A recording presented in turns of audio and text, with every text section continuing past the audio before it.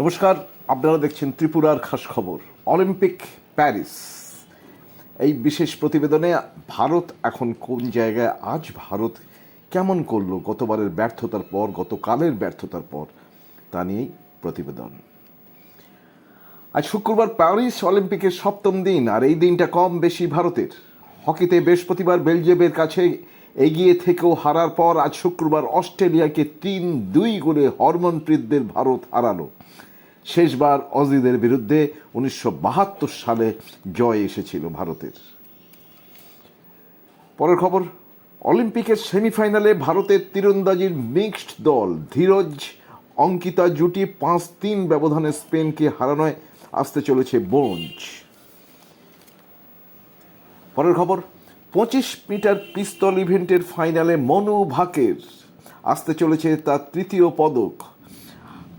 98 score করে দ্বিতীয় স্থানে শেষ করেন মনু।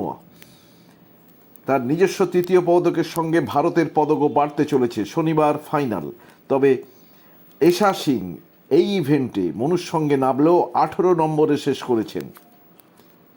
অন্যদিকে ব্যাডমিন্টনে যে পদকের আশা ছিল তা প্রায় শেষ হতে চলেছে। টিম করে জ্বলছেন পুরুষ সিঙ্গলসের লক্ষ্য সেন।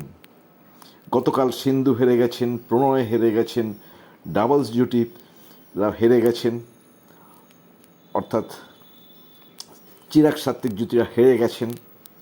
রয়ে গেছেন শুধু লক্ষ্য সেন। আজ রাতে 9টার সময়, ঠিক 9:05 খেলা শুরু হবে লক্ষ্য সেনের। লক্ষ্য সেন ব্যাডমিন্টনের শেষ ভরসা। পুরুষদের কোয়ার্টার ফাইনালে খেলতে নামবেন তিনি। সেমিফাইনালে উঠলেই লক্ষ্যর পদক নিশ্চিত।